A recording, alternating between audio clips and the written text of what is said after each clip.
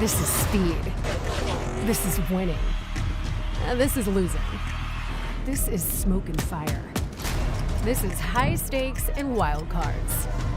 This is family and tradition. This is everything on the line.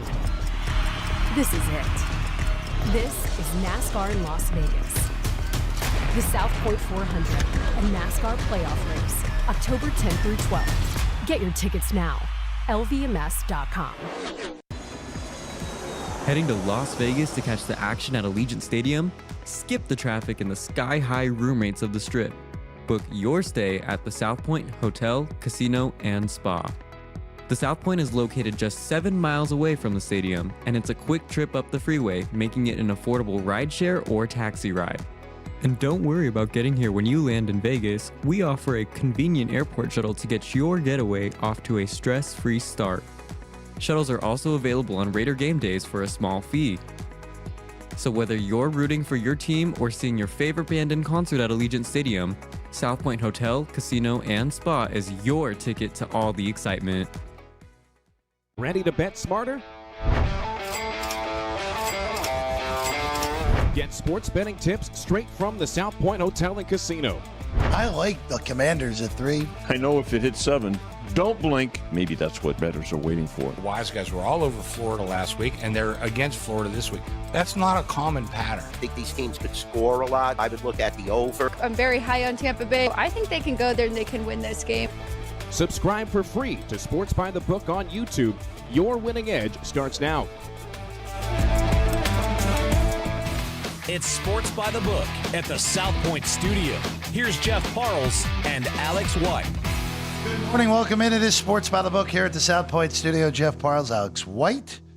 Got a lot to get to today on the show, Alex. Yes, we do. Game 2, playoff baseball. Here we go. Round 1. Pretty good day yesterday.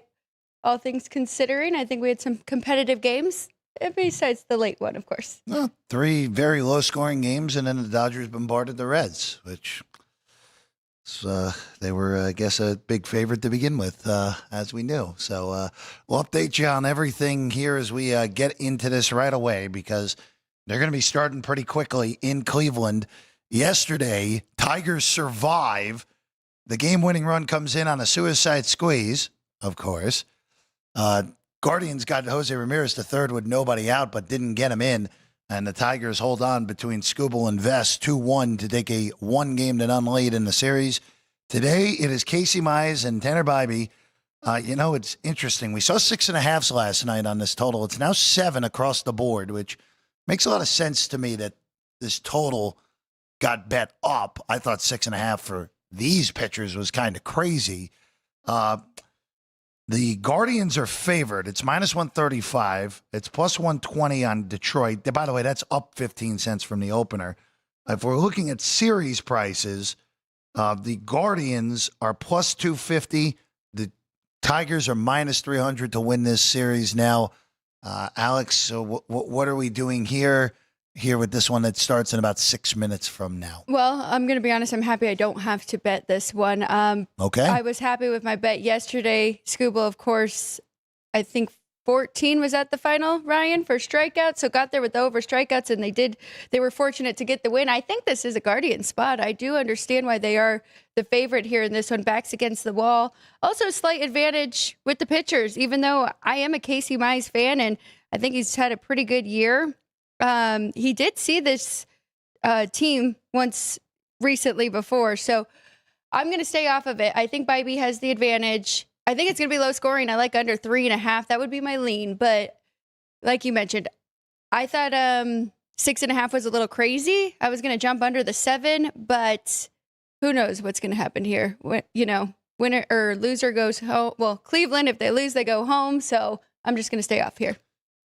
Be interesting to see what the utilization from Stephen Vogt is of his bullpen. He used basically all of his big arms to stay in the game yesterday. You don't really have a choice this time of year. It just how quick is the hook for Bibee if it doesn't go well early with it being a winner take, a losing you're done for Cleveland. If of course any game 3s that we may happen to have tomorrow will be a winner take all. I'm staying the heck away from this. I'm stunned Cleveland did not get Ramirez in from third base, whether it was on a shallow fly ball that Ramirez beat the throw, or Vest slipped on a pebble when he was coming off the mound to get that chopper where he ended up getting Ramirez out. I'll just say this. If Detroit just ends this today and ends this Cleveland nonsense, I'll be totally cool with it. We Tigers and Mariners was a series we expected to get probably for a little bit over a month. We just didn't expect it to get in the fashion that we may very well get it in. I'm staying off of this game. No plays for me. We'll be curious to see how this all plays out throughout the afternoon. All right, next up in the rotation number orders, the same game. By the way, games are all at the same times today.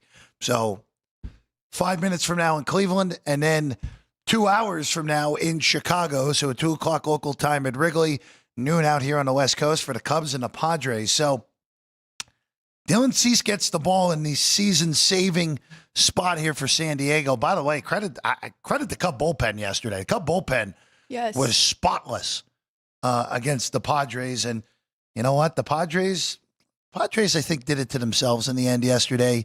You had Bogarts at third base with no one out in the second. You don't get him in. Mike Schilt inexplicably sacrificed bunts his 4-hitter and Jackson Merrill in the fourth. They get nothing. And then the Cub bullpen, I got to give credit to Craig Counsell. I thought he was a little bit quick to pull Matt Boyd out, but he threw arguably his best reliever in there in Palencia in a high leverage spot early, and Palencia responded, didn't give up a base runner, and the Cubs bullpen did not give up a base runner. So they were brilliant. Palencia, Pomerantz, Kittredge, who will be the opener here today, and Brad Keller, who closed the door for the Cubs. Alex, I actually, I know the wind's blowing in. I know these games, except for the Dodger game so far, have been super low scoring. You're giving me a Cub opener, plus Imanaga more likely than not, who has really struggled over the last month. You're giving me Dylan Cease, who has been wayward this year and could be a quick hook for Dylan Cease. I kind of like this game over 6.5, even with the wind blowing in yet again at Wrigley. I do too. I like the full game over. I really like the Padres team total over. It's 3.5 here at the South Point. I'm going to go that route, but I could get there with the full game. I think we're going to see runs. I'm not as confident. I think the Padres are going to get some runs off of Shota Imanaga, and you kind of just mapped it out. But, I mean, he's given up at least 3 in all 5 of his last starts, gave up 8 to the Mets here. So Padres desperate. I think they're going to be able to get to him. On the other side, you don't know what you're going to get from Dylan Cease. He could come in and be brilliant here in this one. So I would rather just stay off of that side, even though the Cubs, you can tell, their lineup has definitely been getting hot coming into this, and I had some big home runs yesterday to get them that win. So I think you could get some from the Cubs side as well. Yeah, they did nothing against Pivetta the whole day until the Fitz, Suzuki, and Kelly went back to back, and that was more than enough for the Cubs. And they're minus 370 now to win this series, plus 310 on San Diego. I'm not going to take any more Padre series price. As we know, we talked about it yesterday in this format, not counting the 2020 year. So this is year 4 of this. Yeah. Teams that win game 1 are 12-0. Again, at some point, we expect someone to win 2 straight. But, boy, that was the way that game played yesterday, even more so than like on the Cleveland. And all right, you lose to Skubal. Okay. Win the 2 games without Skubal on the mound. You can see that. The way that game went, the way that the Padres had all those opportunities early and only got 1 run, the way that Pivetta was shoving and then bang, bang, and that was it. And we talked about it. Padres had the second worst record of anyone in the playoff field against playoff teams. So they have not played. They have not played up well this year. So I'm steering clear of the sides here today. The total is the only thing I'd go for. It's been a reoccurring thing with this Padres team in the postseason too, just struggling to put runs on the board. So that could definitely be a concern that it might be in their head. But I think this is going to be a good game here tonight. Let's go to the Bronx. Red Sox. Garrett Crochet was awesome. Aroldis Chapman made it interesting in the 9th inning, but loaded him up with 3 straight singles from the top of the Yankee order, but found a way to weasel his way out. And the Red Sox, thanks to a big hit from Yoshida in the 7th inning off the bench, get a 3-1 win over the Yankees and do what they needed to do. They needed to win the Crochet game, and they have stolen the Crochet game, even though Max Fried was awesome yesterday. It was not his fault. Here you go. We talked about this yesterday. We knew Rodon was going to be a big favorite in this game. -175, Bello at +160, total 7.5.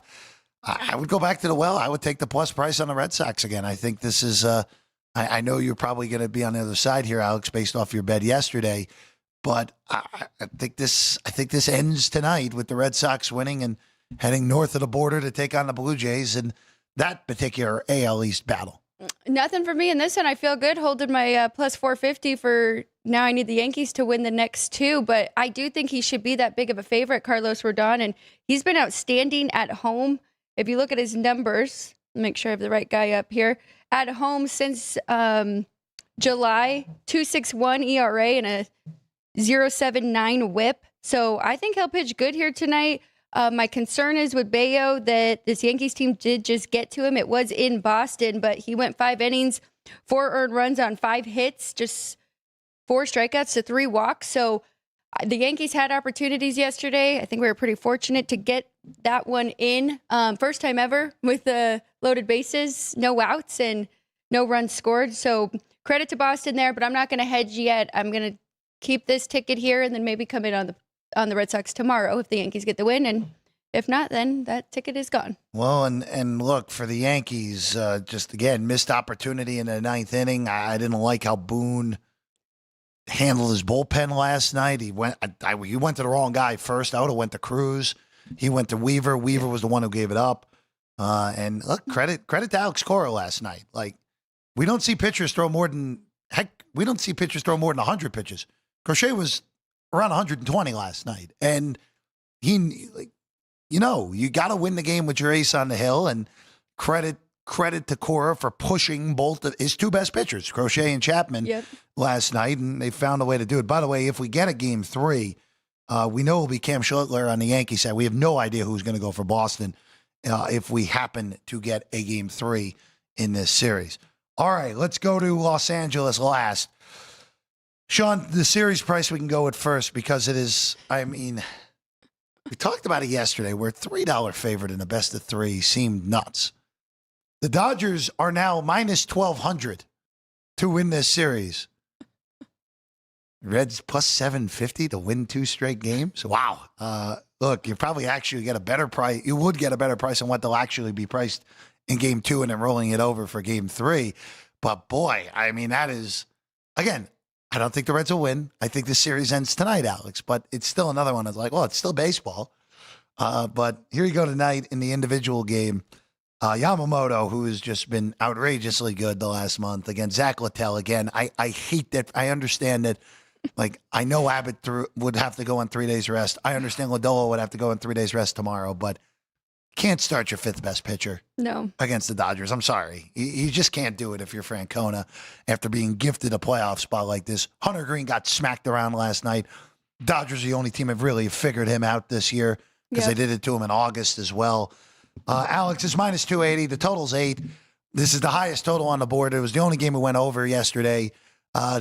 I hope the Dodgers just finish this off tonight, get as much rest as possible, and let's set this up for the heavyweight fight in the DS with the Philadelphia Phillies. Gosh, and then they got to see 3 lefties there with the Phillies. We'll see. That could go really good for Philadelphia or really bad with the way the Dodgers really turned it on yesterday. I just think you kind of laid it out there. Huge pitching advantage. Yamamoto had a small window where he struggled a little bit, really gave up 6 earned runs to the Angels and then went to Colorado. Coors Field gave up 3, but he did go 7 innings in that one. And since then, he's just been outstanding. And he's another one, kind of like Crochet, that doesn't get talked about enough with the other big names, but he is definitely one of the best pitchers in the league. And 3 of his last 4 starts, he's had 10 strikeouts. He had 7 coming into this. His last start against the Giants went 5 1/3 scoreless. So I think he'll be up for this opportunity. I think that price is correct. There's nothing I can really do here. I would lean to the over, but then you're kind of just depending on the Dodgers, right? Because I don't know how much the Reds are really going to get to Yamamoto. When do we see their bullpen? Because that's the opportunity. We could get some runs from Cincinnati, but Dodgers team total 4.5. That feels pretty good to me. Yeah, that would be the only way I'd look tonight, would just take the Dodgers. Just keep it simple, right? Yeah. Just go team total over.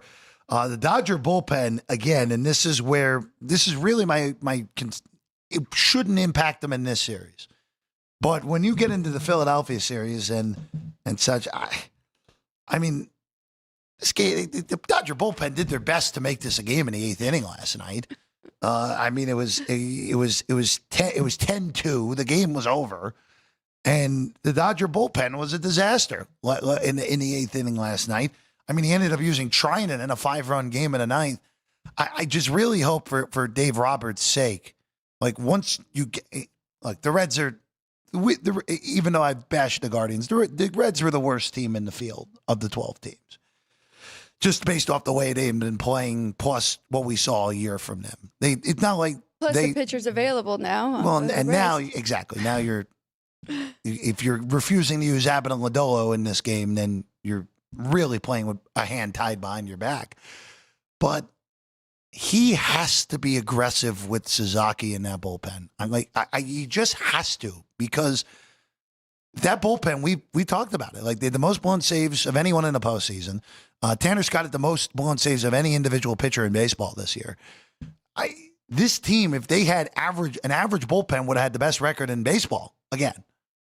And instead of having to play this extra, likely only 2 games, but now you have a different sort of rotation in Philadelphia. You don't have home field against Philly. You won't have home field against Milwaukee.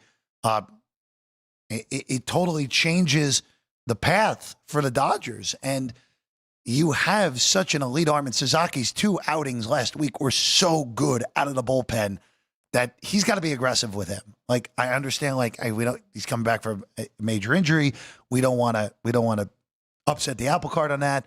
But the goal is to win a World Series every single year in Los Angeles. Like, it doesn't matter that you won last year. You got to find a way to get it done again this year. I would like to see Dave Roberts be super aggressive with Suzuki, even if he's getting an opportunity tonight. Like, let's say Yamamoto gives you six strong. I'd like to see him go to Suzuki in the 7th inning for 2 innings and then be the bridge to Trinan in the 9th, or throw Trinan in the 7th and let Suzuki finish the game in the last 2 innings. Like, you have a chance to wrap this up. Getting that extra day is so critical, because then you don't even have to use Ohtani, and Ohtani can go game 1 against Philadelphia. Yes, definitely. It'll be interesting. I'm curious to see what happens if they do win this series and moving forward, and what they start doing out of the bullpen there.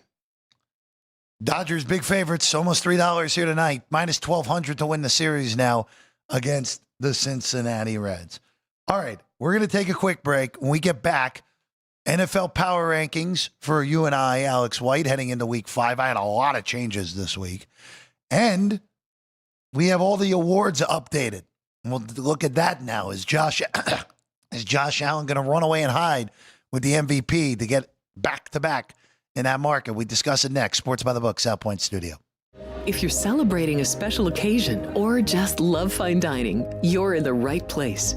Come experience the crown jewel of South Point restaurants, Michael's Gourmet Room. Welcome.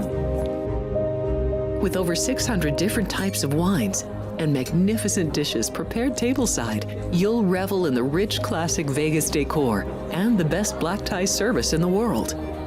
This intimate gourmet room has earned accolades galore. Come to Michael's Gourmet Room for an unforgettable dining experience.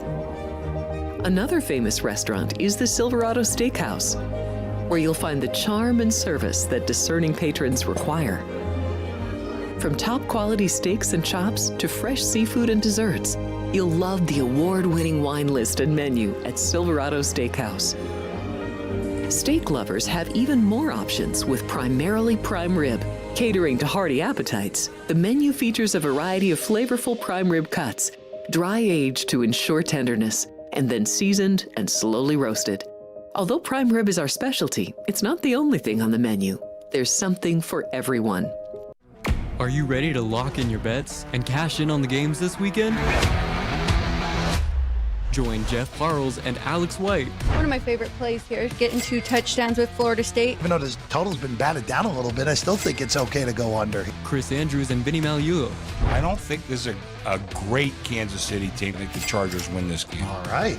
If you see a hook here, it's not going to last long. The wise guys are certainly not going to play the favorites. Every NFL matchup, every college game that matters, the spreads, the stats, and the smart money plays. Are we sure either of these quarterbacks are good? Hell no, we're not sure. Bet your winning edge with Football Frenzy, streaming live on YouTube every Friday at noon Pacific.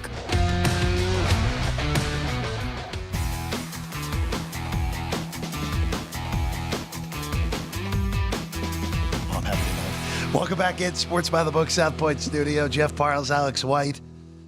Happy to be with you as always. Bruce Marshall, our good friend, Alex White's big competition in the RJ contest. CBS Sports Line is going to be down here in about 10 minutes from now, so looking forward to that. We're our good friend Bruce. He has a lot this week, Alex, including a few totals, so we're looking forward to that. And he does have thoughts on the two big SEC games in the middle of the afternoon this weekend. It's so weird to say Vanderbilt and Alabama may be the biggest game of the weekend, but here we are with it very well being the biggest game of the entire weekend in college football, other than Miami and Florida State. All right, Alex, power rankings time in the NFL. I'll go first here today. We go reverse order with these in college football because, of course, Chris Andrews leads off on college football days. So I was very close to having a new number one this week, but I'm not there just yet. I keep the Eagles at number one. I am not impressed with what I have seen from the Philadelphia Eagles through especially the last 2 weeks. They were fortunate to beat the Rams. They absolutely should have lost that game. And this, if they don't get the block punt against Tampa, that's a totally different game. That kind of set the tone, and it got out of control, and Tampa just couldn't climb the mountain at the end. I have my concerns about the way that offense is constructed right now. Now, we've seen two different things with Philadelphia the last 2 years, right? 2 years ago, they're the best team in the NFL going to December, and then they just melt. Yep. Last year, they get off to the horrible start. They're 2-2 at the bye week, the early bye. Everyone wants Sirianni canned, and they lose one more game the rest of the year. Oh, and that was the game Jalen Hurts played one series because of a concussion. So they kind of like defy everything here, where even if they're not impressive, you still got to give them their due because you know they're insanely talented. When they're healthy, they have the best offensive line, one of the two best offensive lines in football, and they still have a top flight defense. So I keep them at one. I nearly moved Buffalo below Detroit. I just couldn't do it just yet because they have the best player in the NFL at the current moment. Allen is just playing so consistent. If he's not turning the ball over, he is the most talented player in the league. And he's played better than Mahomes. Obviously, Lamar's on the shelf right now. Burrow's on the shelf. Josh Allen, we'll get to it a little bit, is an overwhelming MVP favorite entering the month of October, and he probably should be at the current moment. Still my questions on Buffalo's defense. And as we said, that probably doesn't matter in the regular season because their schedule is an absolute joke the rest of the year after beating Baltimore week 1. Lions are 3. Week 1 just looks like a blip on the radar, right? Looks like they just first game with 2 new coordinators on the road at a really good defense in their own building. All right, throw it out. They're still really good. Jared Goff is still, there's no regression yet. They still have amazing weapons on offense, and they have a defense that actually looks better right now with Kelvin Shepard in command and Aaron Glenn. So Lions at 3. Rams are at 4. They should have lost that game in Indianapolis. I totally acknowledge that, but I think it was a little too aggressive moving them down last week because they're still a top 5 team in the league, and I shouldn't have moved them down as aggressively as I did. They're number 4. Packers are 5. I nearly put Kansas City ahead of them. I think we're seeing this in the NFL a little bit more than we have in recent years. Through the first 4 weeks, there are some teams with some ridiculously pronounced home road splits. Dallas, their opponent, is one of them from last week. Green Bay's home road splits for that defense, and really as a whole, are huge. Because Green Bay's defense couldn't get a stop in Dallas last week. Green Bay's offense the week before was awful against Cleveland on the road. Now the Browns' defense is good, but still 10 points? Come on. You got to be able to score more than 10. And at home, they've been arguably the most dominant team in the NFL this year. So can monitor that. Green Bay home would be higher. Green Bay road might not even be in the top 10 right now, but they come in at number 5. Kansas City's at 6. I think they figured it out. Worthy's back. Their defense has looked faster the last few weeks, which is good. May have been just that their opponents were playing a little bit faster, even though Philadelphia, Kansas City should have won that game if it wasn't for the drop pick right into the hands of the rookie in that game for KC. They're at 6. Chargers at 7. Kelsey's dropped interception. He dropped into the hands of the rookie on Philadelphia. Chargers at 7. I almost went lower on them. Those offensive line injuries are stacking up. Like, you don't have Slater. Alt's going to be out a little bit of time now. That scares the heck out of me moving forward. So they're at number 7. And now here's where my changes start to come in here. So I bring Jacksonville into 8. Now, I feel like I may be being a little bit aggressive. By the way, Baltimore out of the top 10 completely. Lamar Jackson's on the shelf now for 2 to 3 weeks. I can justify moving them out with the cluster injuries on defense and Lamar being out. I move the Commanders out. If they go to LA and beat the Chargers this week, they'll be back in next week. I don't trust that defense, like the Commander defense. I still don't trust them. And I still have my questions about Jacksonville's defense. But their defense forces turnovers. And that cannot be undervalued at this point. And Trevor Lawrence is playing well enough at this rate. That is a big game on Monday night for the Jaguars to see where they're truly at. They play Kansas City on Monday night at home in Duval.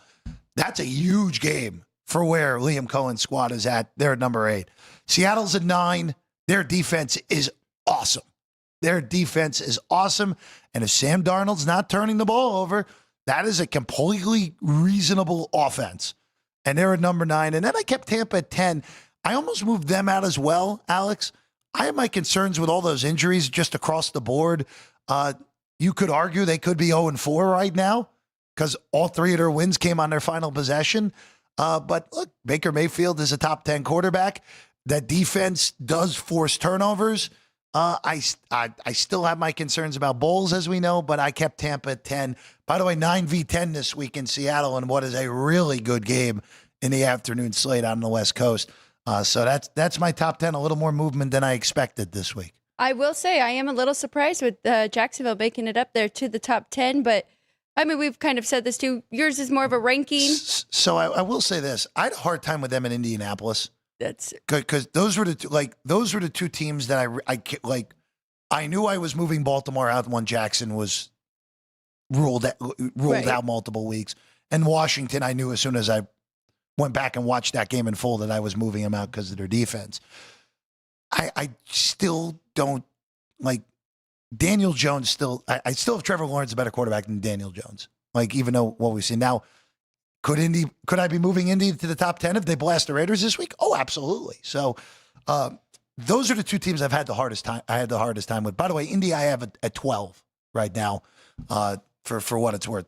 They're just on the outside looking into the top 10. But fair to say with rankings, it is more off of resume and record and strength of schedule, things like that, and where they move around. That win was really impressive for Jacksonville this past weekend. Like, I know Purdy was not healthy. And by the way, the Niners are on the outside looking into my top 10 as well. But they forcing turnovers is a big deal for me. And Jacksonville has done that through the first month. So I will say the Niners are outside looking in for me as well going into this weekend. So are the Ravens. Using my dad's player power ratings, he's got Lamar Jackson 7 points to the line. So taking 7 points off of their power rating moves them outside of my top 10. Not a whole lot of movement other than that. Team just kind of snuck in and everybody else kind of moved up because number 1 is still the Detroit Lions. I still think that they are the top power rated team talent-wise, and now that they have Hutchinson back, that defense just looks fantastic. As you mentioned, game 1, kind of just a fluke, and since then, they've looked awesome. Number 2 is Buffalo Bills. Definitely the concerns with the defense have allowed teams to score way too easily on them, but I'm with you. Josh Allen right now, front runner for MVP, and he definitely should be. Eagles, number 3, their stats, their analytics, their numbers do not look good. I mean, if you look at that box score, even against Tampa Bay, it's not good. Their yards per play is way down. Defense still pretty good, opponent yards per play, but they're pretty fortunate with block kicks and block punts here to get those last 2 wins. So still talent-wise, I still think they're around in this spot. Can't fault you for having them 1 because they are still the defending champs, and they can definitely turn it on with the switch. But as of now, I have them 3. I still have Green Bay at 4. I think their last 2 opponents say more about their opponents. I think Dallas has a way of getting teams to get into a shootout with them.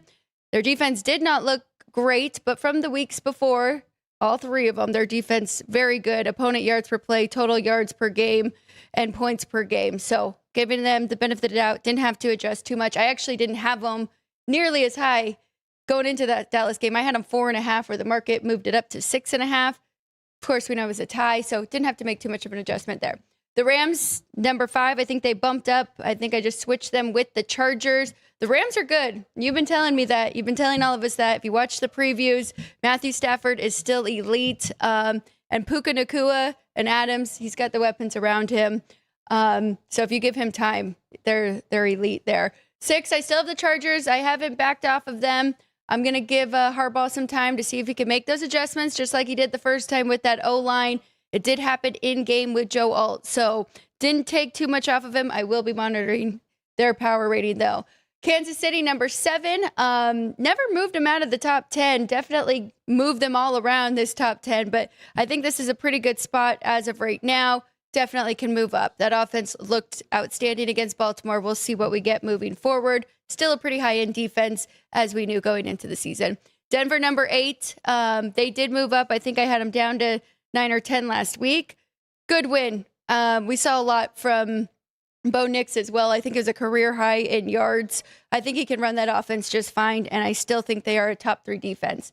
Tampa Bay, I still have number 9. I'm still impressed with this team, even through all the injuries. I think they'll just get stronger as they get guys back, but definitely have to be careful because they are clustering now. And then number 10, which I really have Tampa, Seattle, and Indy all rated the same coming into this week. So they're all tied at 9. I kind of went off of who I think talent-wise is the best power-rated teams and put Seattle in there over Indy. I do trust them. Their defense has looked really good, and I like the way that offense is running through Sam Darnold. It's nothing forced, not making him do too much. And yeah, the weapons have been great around him. So there's my top 10. And as I mentioned, Indy and Washington as well, right there. Denver's another one that I'm a little confused with at the moment, too, because the 2 bad opponents they played, the defense has looked amazing. The 2 good opponents they played, they gave up nearly 40 to Indy, and they blew a late lead against the Chargers, gave up 10 points in the last 5 minutes. So they play Philadelphia this week. That is a really important game for the Bronco defense, where you and I both mentioned it. The numbers are not good under the hood for Philadelphia right now on offense. And if Denver's defense is as good as we thought they were going to be going into the year, and as good as they've looked against the 2 bad opponents they played this year, guess what? You go to Philadelphia and you do what the other teams have done to Philadelphia so far. And even if you lose a close game, that actually will show me, all right, they're closer to what we thought. And then they're in London against the Jets next week, and they'll beat the Jets in that one more likely than not. And Bo Nix, Denver was 11, by the way, in mine, Alex. That's why I'm saying a little bit more than usual here. They were the first team out of the top 10 for me, because when their defense has been at a high level, oh man, wow, that defense is amazing. But the 2 best opponents just not good enough so far this year. All right, before we get our good friend Bruce Marshall in a few moments, NFL MVP and a few award check-ins here for us across the board. Let's start with MVP there, Sean. This is Josh Allen's award. And unlike the Heisman Trophy race, which has seen 5 favorites in 5 weeks, and if Ty Simpson has a huge game against Vanderbilt and Alabama wins, we will see our 6th different Heisman favorite in 6 weeks, more likely than not. Yep. Josh Allen, the best number on Josh Allen now is even money. Justin Herbert's at 6-1, and I'm a little bit aggravated at myself that I didn't take any piece of Patrick Mahomes. because Patrick Mahomes was laying down there at 20-1 2 weeks ago, and they beat the Giants and not an overly impressive performance. And then Mahomes was awesome against Baltimore last week, and he's all the way down to plus 650. That one kind of hurts because that would have been, again, I don't think he wins it, but boy, a 20-1 ticket on Mahomes would have been nice to have in the back pocket. It's like, all right, well, if Allen were to get hurt or Buffalo somehow ends up going, like, I know this will sound insane, only 13-4 this year, Alex, with that schedule, that might not be bad. I still have my huge number on Goff at 50-1, but I think the path's pretty narrow. I think the path is pretty narrow for pretty much everyone at this point, because if Buffalo win, let's say Buffalo goes 15-2, which I think is realistic with the schedule they have, and Allen just continues on the course he's on this year with limited turnovers, methodical, good, really good-looking numbers that maybe aren't truly MVP level, but they're pretty darn close. It's going to be really hard for Josh Allen not to win the MVP, again, especially if Buffalo's 15-2, 16-1 with that schedule is in play, Alex. You know how we talked about kind of the 1 seed being up for grabs in the NFC, and I'm probably late because you probably talked about it, but what about Matthew Stafford? What would he have to do in order that's to the be other MVP? one. That's the other one, right? Because I good friend of mine, Brandon Kiley, who does Midday Drive in St. Louis. I know not the best NFL market, but someone I trust. Like, I asked him, like, what do you think? I asked him too, actually. I asked him, what do you think of Dak Prescott if Dallas somehow makes the playoffs at 60-1? Because if we're going straight off stats, Dak Prescott's been the best quarterback in the NFL the first month. That thought crossed my mind. Like he has been, but he has to overcome obscene narratives and he has to have the best statistical numbers in the NFL in order to win. He also has to overcome maybe the worst defense I've ever seen as well.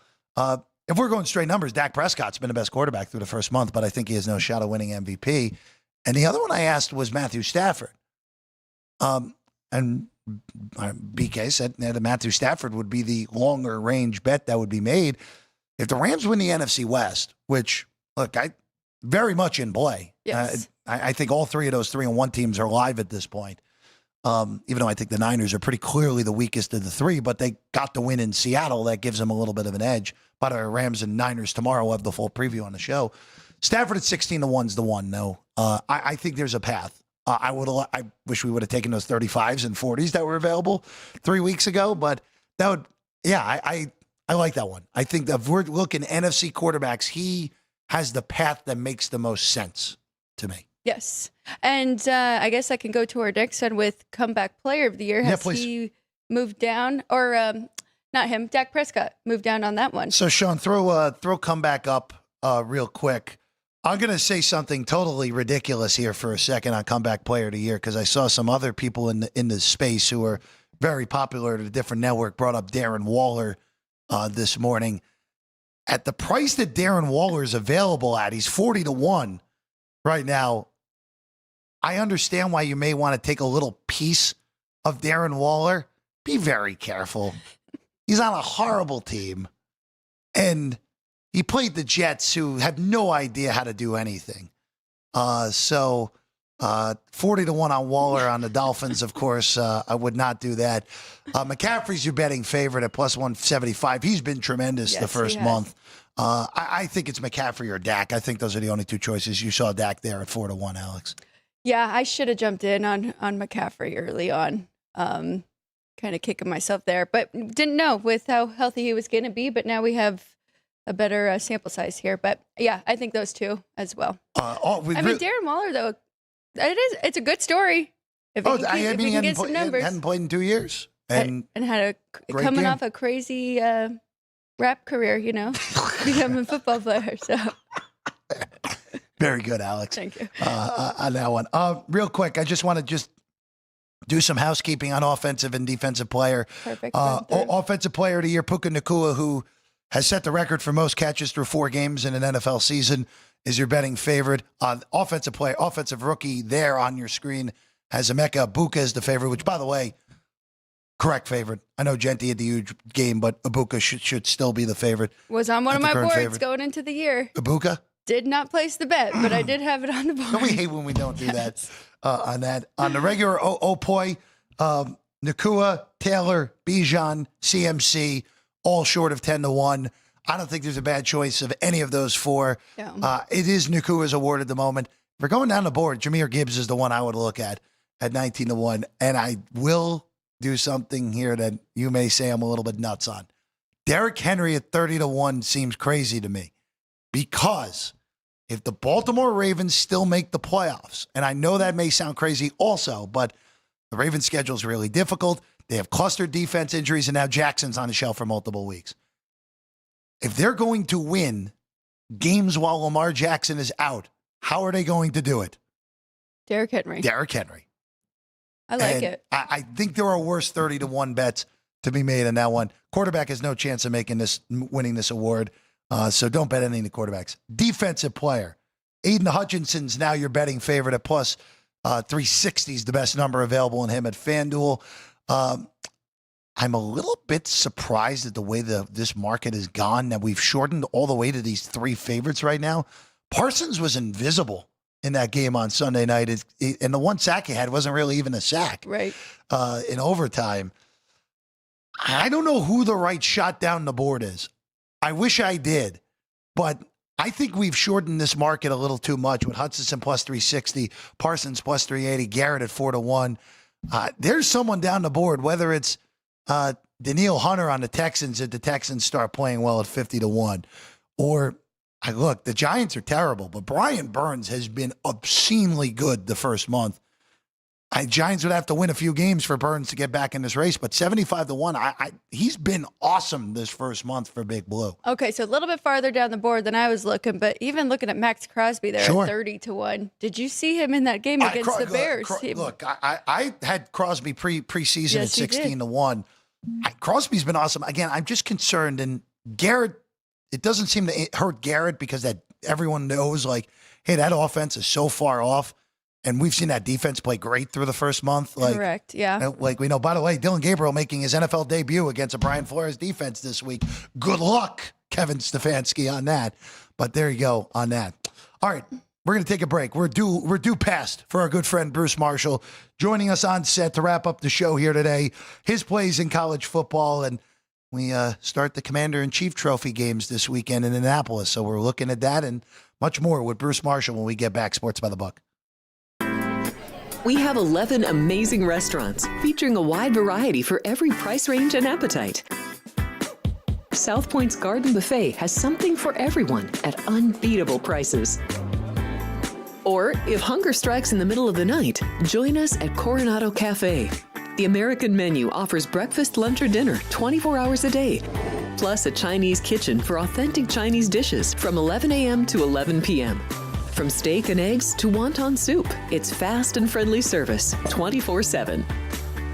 When you need a quick pick-me-up, you can find it at our state-of-the-art Starbucks just inside the main South Point entrance. Order ahead with the Starbucks app for easy mobile order pickups. Or enjoy your favorites in the relaxing dining area anytime, day or night. If you love Mexican food, Baja Miguel's has all of your south of the border favorites. There are dozens of classics to choose from, like fajitas, ceviche, chimichangas, tacos, and more. And for spirit lovers, Baja's colorful non-smoking tequila bar is right outside.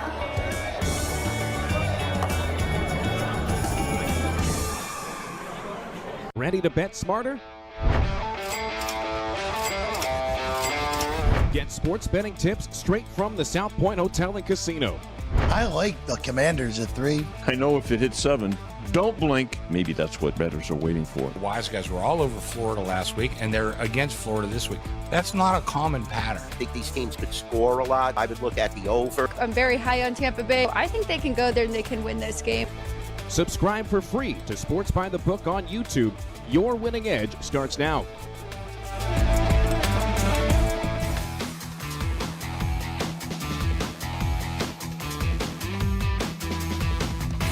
Again, it's Sports by the Book, South Point Studio, Jeff Parles, Alex White. And now joining us, our good friend, Alex White's big competition in the RJ contest. CBS Sports Line, our good friend Bruce Marshall here with us right now. Yeah, That's right. Alex is she's my competition, and I'm trying to chase her all the time because she's always ahead in that. Look, there are a lot of right now. There are a lot of great people in that. Of course, our good friend Wes Reynolds in there as well. It's always fun to see how everyone. He's in a little bit of orbit these days with the Hoosiers. I mean, he is out there hovering somewhere with Indiana. I've never seen him this happy. You should. I would imagine. You know, and I'll talk to Wes anyway because we always throw college plays off of each other through the week. I wonder if he's going up to Eugene next weekend. Oh, I bet he is. I think he probably think is. he will. I think he probably is. Even if he has to hitchhike, he'll go up there. All right, Bruce, let's begin. We're going to actually start with some totals here for you today. So we usually have just been doing sides, but you have two totals, and I love that we are starting with the Commander-in-Chief games, which we all look. Everyone on social media for a long while has talked about how Air Force and Navy and Army, when the three of them play each other, it's under city usually. And usually the books bring these numbers way the heck down. They're in the mid-30s, even the low 30s. Bruce, we have a 51.5 this week in Annapolis. And I understand Air Force's defense has been an abomination to begin this year, but 51.5 in a Commander-in-Chief game? I know. Though this requires a little more explanation this time than these recent years, like you mentioned, Jeff, because Air Force is playing games in the 70s and 80s in recent weeks, but they've been facing sides like Utah State and Boise and Hawaii that go up tempo, and that has accelerated the pace. Also, the new quarterback, Liam Zarka, for Air Force, he's putting up some decent numbers, but he has made some mistakes. But that's not the point with Air Force. I mean, they were better off last year down the stretch when they had Quentin Hayes, who left the academy, controlling pace and tempo. That's what they've got to do to keep the defense off the field. But it comes back to the matchup here, like you mentioned. And let me get granular here about what this matchup means. In the last 20 years, 46-13-1 to the under in Commander-in-Chief games. Drill a bit deeper.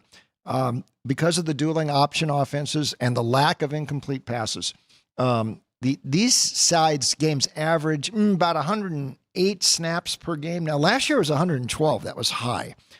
But usually 108, 109. Normal college games are in the low 140s. So you're talking about 25% fewer snaps in a Commander-in-Chief game. And Navy not going to run up and down the field like Hawaii did last week. They're going to do their same thing. With Horvath, and they're going to run their option with their little wing T stuff. And I think this thing just gets slow again. I've seen it too many times with these two, so I'm going to go under. They have not cleared 51.5 in a Commander-in-Chief game since 2019. That was Air Force Navy. The real series is Air Force Army. That is a dead under series, but this one has been mostly under too.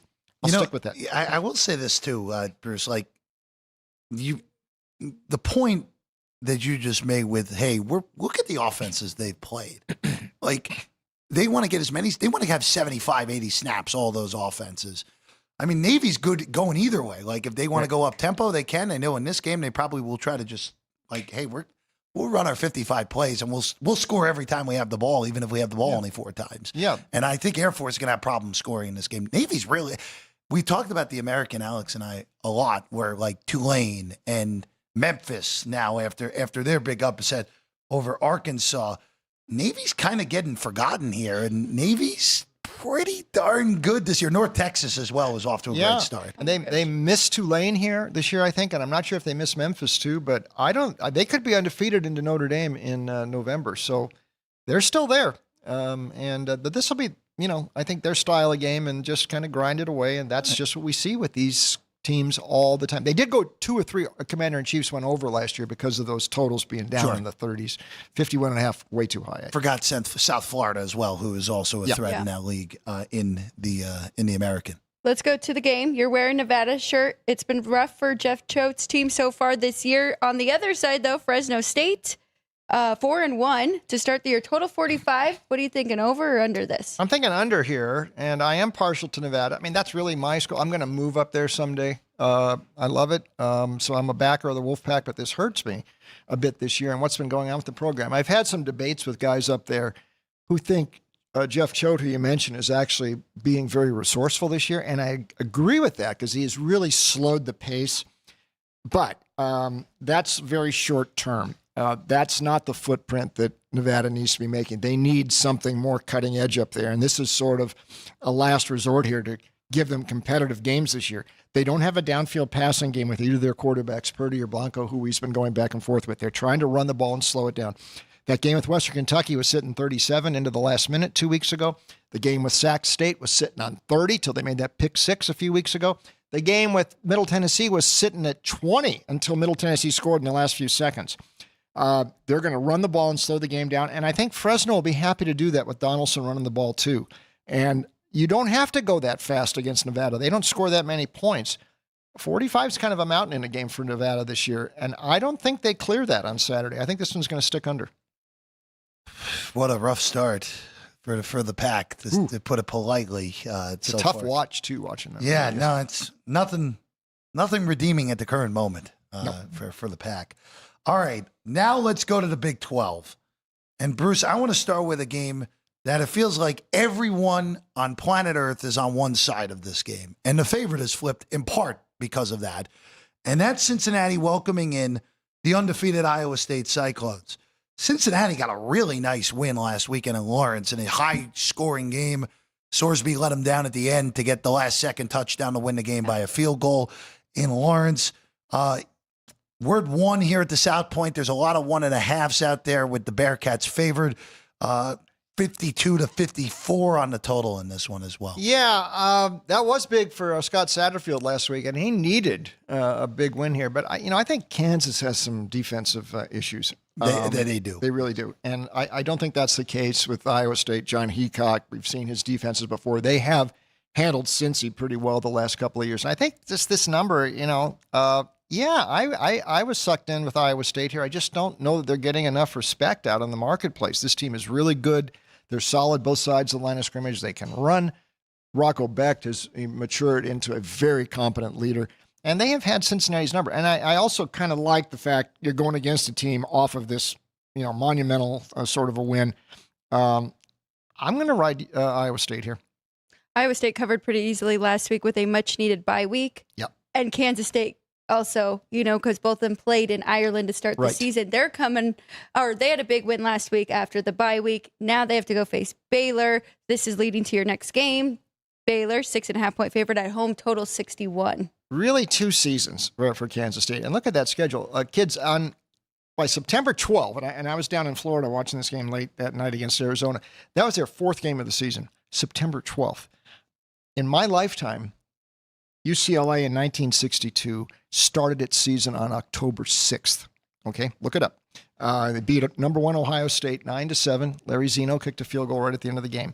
So you're talking about a team that played almost half its schedule before we got midway through September. But that loss in Dublin, that threw them off course. But look at the bye week was probably good. But look at the box score last week against UCF. And from what I heard, Chris Kleiman and Matt Wells, his offensive coordinator, conscientiously told Avery Johnson to run more. He said, you make more plays with your legs. And the thought around the Big 12 is that whoever's advising Johnson told him, no, we want you to really refine your pocket passing game to be more attractive to the NFL. Well, that wasn't working too well the first few games of the season. He wasn't running, but look at last week, 75 yards rushing. He only threw 25 passes, but some of those were on the move. He needs to make plays on the move.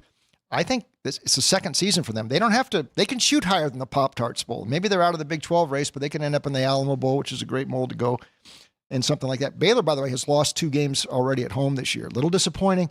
And I would point out, Jackson Arnold, with his legs, really bothered Baylor in the opener. If Johnson really is back to doing what he should be doing, and it looked like that against UCF, K-State can win this game, and their season is not dead yet. I'm really disappointed in Baylor. I really thought that this was the year that they were going to take the big step forward, and you already got 2 losses at home. Too. Yeah, and Auburn, as we've seen Auburn go into SEC play. Yeah. You take away the run game, forget it. They're not scoring. Yep. And Baylor could not do that on opening night. And, of course, the last second loss to Arizona State, Arizona State's had a nice little horseshoe in their back pocket the last few weeks. Very fortunate to get away with the win on Friday night against TCU in the desert last week. All right, Bruce, maybe not the sexiest game up next, but This is an interesting one because we saw Wake Forest last week.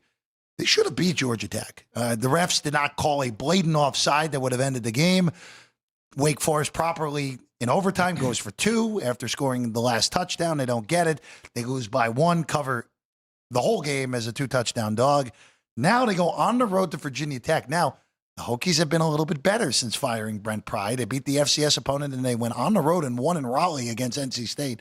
Quality job by Dave Doran in that one. But we're talking a full touchdown in this game here with Vodtech laying it at home against Wake, 50.5. I'm curious your thoughts because I can see the argument both ways here. I'm sticking my neck way out here, and I like Jake Dickert a lot, and I had a really nice chat with him at ACC Media Day in Charlotte. You can see why Washington State overachieved with him and why these guys have been punching above their weight. But you can't keep losing games close. The NC State game was one they thought they had in their back pocket too a few weeks ago. Ridiculous non-cover, Bruce. Yeah. So they keep getting these body blows late in the game. That can take its toll on a team like this. I'm telling you, Virginia Tech, sort of the Kansas State argument, but a little bit different because you had a coaching change there. And this season started out, tough. The South Carolina game, that was misleading. They really had a shot to win that game. They hit a Vanderbilt team that got hot in the second half. We know what happened in the Old Dominion game. They thought this was going to be a better team this year, and they thought Philip Montgomery was the perfect guy to come in to run this offense. Remember, he had been at Baylor. He was the offensive coordinator when RG3 was there. He had some good teams at Tulsa, creative offensive mind, downhill running game, and a quarterback who can move like drones.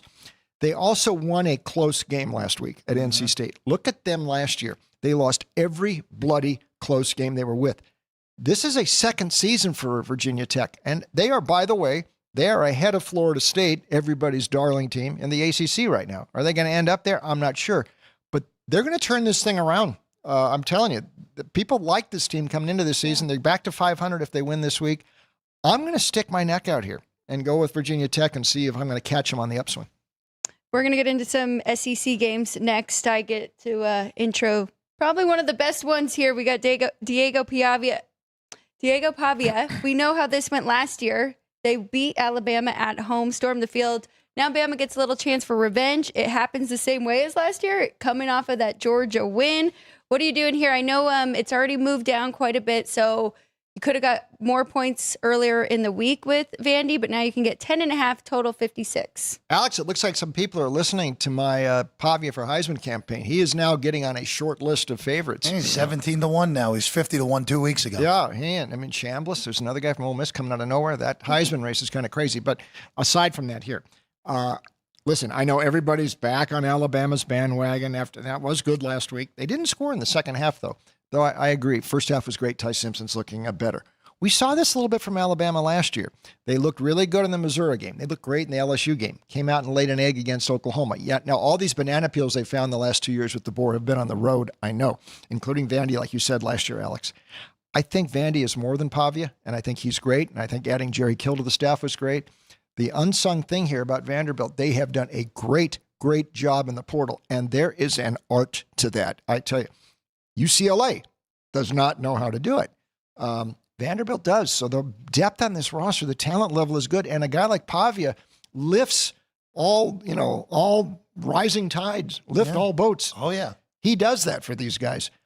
I think they got a shot here. I think this team is legit, and I'm taking the points. By the way, 10-2 as a dog in your Pavia, and that win last year against Bama, I'm going to give the Doors a shot.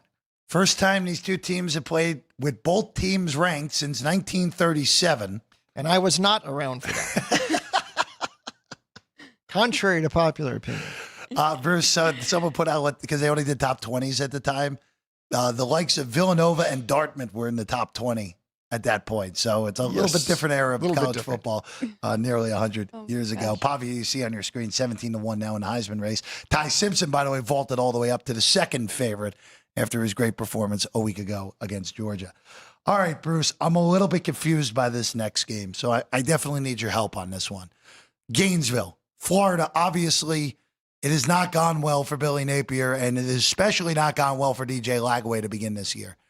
Now they welcome Texas. And even with all the noise, with everything we heard with Arch Manning, not good. The Longhorn team is not looking the same. Steve Sarkisian is having a hard time. Their only loss is by 1 score in the horseshoe to the team that looks like the best team in the country right now.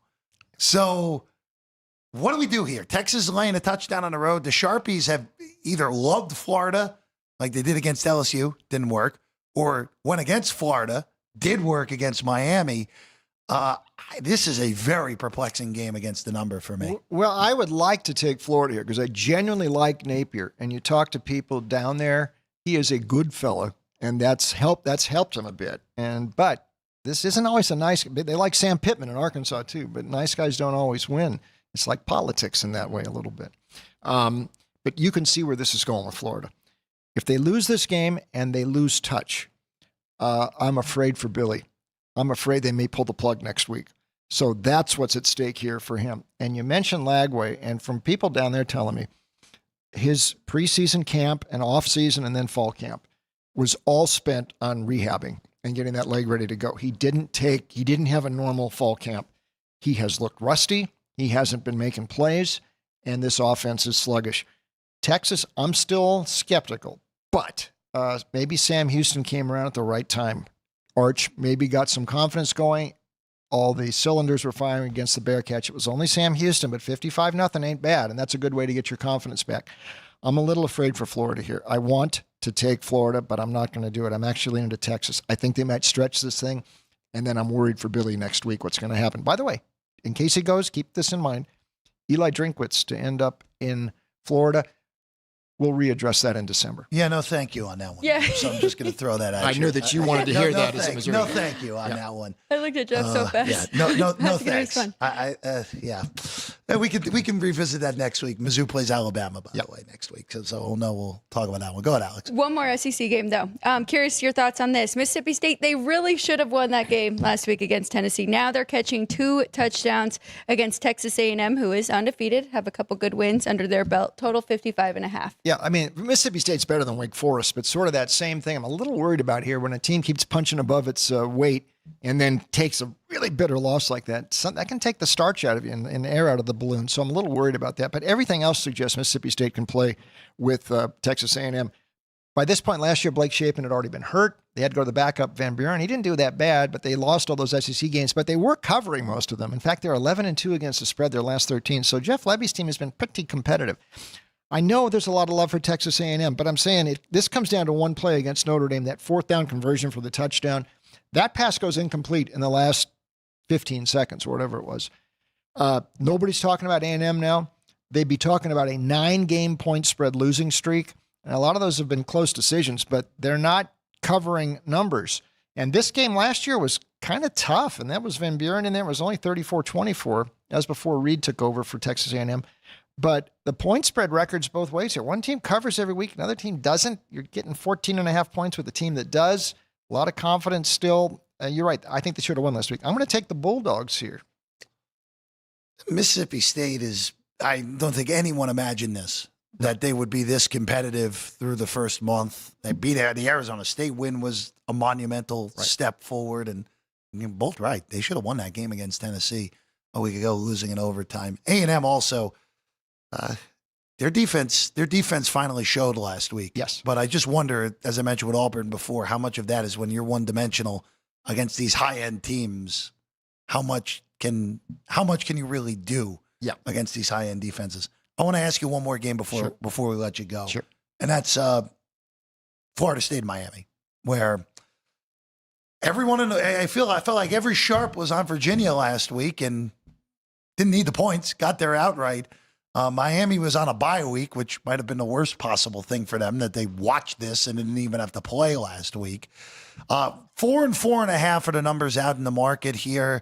54 is the total. I mean, Bruce, if the Canes win this game, it is a straight line to not only the ACC championship game, but potentially to the number 1 seed in the college football playoff if they can win this game against Florida State. Yeah, I mean, their schedule does break pretty well. They do have Louisville in a couple of weeks, I think. Yeah, they do.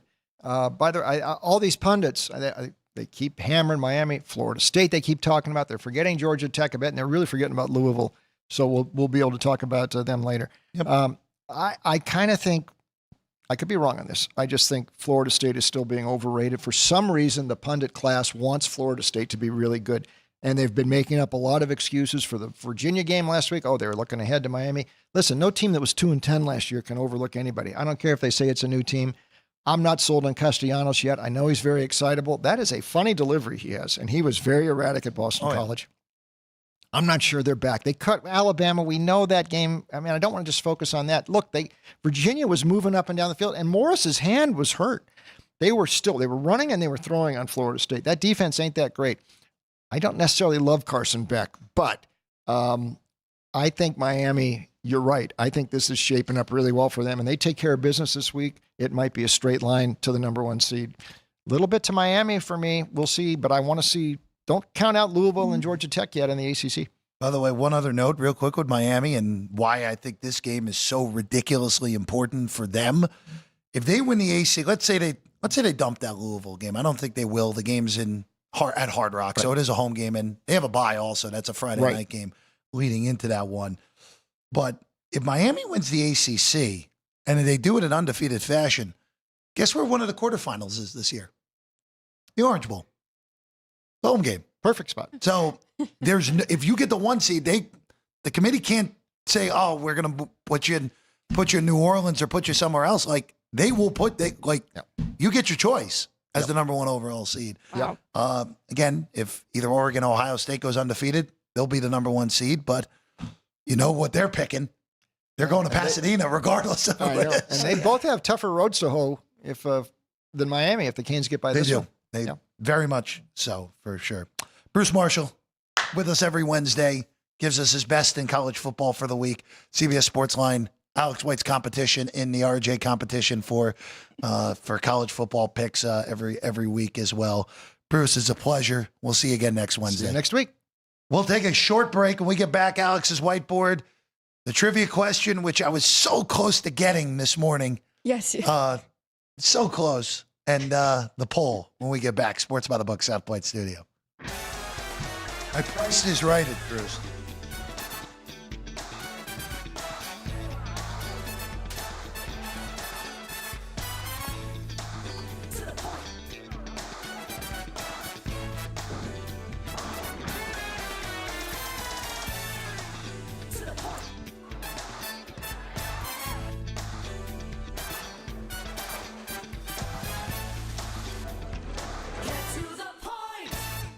This is speed. This is winning. This is losing. This is smoke and fire. This is high stakes and wild cards. This is family and tradition. This is everything on the line. This is it. This is NASCAR in Las Vegas. The South Point 400, a NASCAR playoff race, October 10th through 12th. Get your tickets now. LVMS.com. Ready to bet smarter? Get sports betting tips straight from the South Point Hotel and Casino. I like the Commanders at 3. I know if it hits 7, don't blink. Maybe that's what bettors are waiting for. The Wise guys were all over Florida last week, and they're against Florida this week. That's not a common pattern. I think these teams could score a lot. I would look at the over. I'm very high on Tampa Bay. I think they can go there and they can win this game. Subscribe for free to Sports by the Book on YouTube. Your winning edge starts now.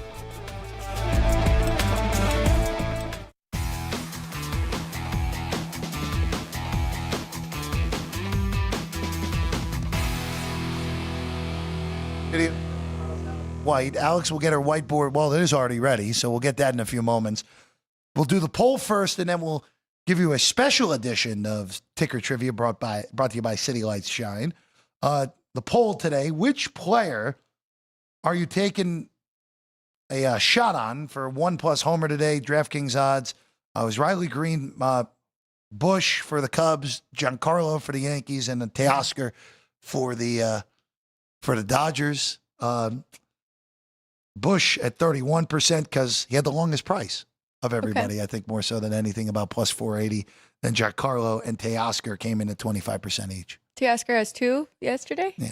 Well, and Ohtani with 2 yesterday. Well, if Ohtani was on there, I think that would be instant. They went with the longer shots here today. Makes sense. In the middle of the lineup. So there you go. All right. So we got a video daily double for the ticker trivia brought to you by City Lights Shine, right, Sean?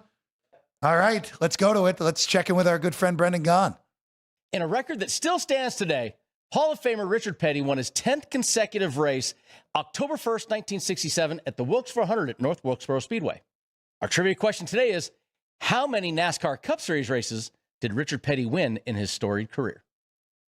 So there you go. Of course, the best to ever do it in NASCAR, Richard Petty, would end up winning 200 races in his career. By the way, I guessed one. Again, you know me, Alex. I know next to nothing about NASCAR, as was proven on that one appearance I had on Gone Racing earlier this year. I guessed 199. The King had 200. So Richard Petty with 200. By the way, he does not have the highest winning percentage, by the way. David Pearson has a higher winning percentage than him. But Pearson raced in about half the races that Petty did and had 105. He's second. So no one's ever cracking 200. No way. I'd be shocked if anyone gets over 105 at this point. Yeah. In the NASCAR land of things. By the way, Gone Racing. I'm impressed that you were right there, though, because I wouldn't have been anywhere close. You know what? It was just more like a math equation for like how many races did he do? I knew Petty raced forever. I think Petty raced for 40 years. Raced for some insane amount of time. So it was just more of hoping that I guessed the amount of races right in the year, and I did more than anything. Whiteboard, Alex, before we get out of here on a Wednesday and enjoy Sean, our guy Sean cooked for us today. So looking forward to that. 2 days of smoking a brisket for the crew. Very so impressive. very excited. Okay, so I'm going to baseball here, and I'm going with 2 overs. Don't really have a feel for who's going to win this game, too, between the Padres and the Cubs. So I'm going to take that equation out. I just think the Padres are going to be able to put up some runs. So over 3.5 for me on this one. Shota Imanaga has been giving up a minimum of 3 in his last 5 starts. Dodgers, I'm going with their team total over 4.5. I don't know what it is. This team is built for this. We saw it yesterday. So, I mean, we got 4 runs from 2 guys yesterday. So I'm going over 4.5 here with the Dodgers against the Reds. Fix your angle real quick on the board because there we go. Because the Padres was totally washed out there. So Padres team total over at the good price for Alex here today, and the Dodgers as well. And pizza money still there at the bottom. Still alive. Red Sox win game 1. You just need the Yankees to come back and win games 2 and 3 in the Bronx. All right, tomorrow on the program, our guy, Dwayne Colucci, joins us. We'll get you ready for another week in football. We may have a game 3 or 2 or 3 or 4 technically, or we may have none tomorrow in Major League Baseball. So we'll see where we're at on that. We'll finish our awards, checking for NFL. Yeah, we can check in on the Coach of the Year market as well and the rookies as well on the show. And we'll have picks for Rams and 49ers tomorrow night. And we'll have a good old time here on the show as we always do. Big shout to Ryan and Sean, as always, and Vince and Ann here in studio today. She's Alex. I'm Jeff. We're back tomorrow with Dwayne Colucci right at the top. Sports by the Book, South Point Studio. Live as always from the South Point Hotel and Casino in the fabulous Las Vegas, Nevada.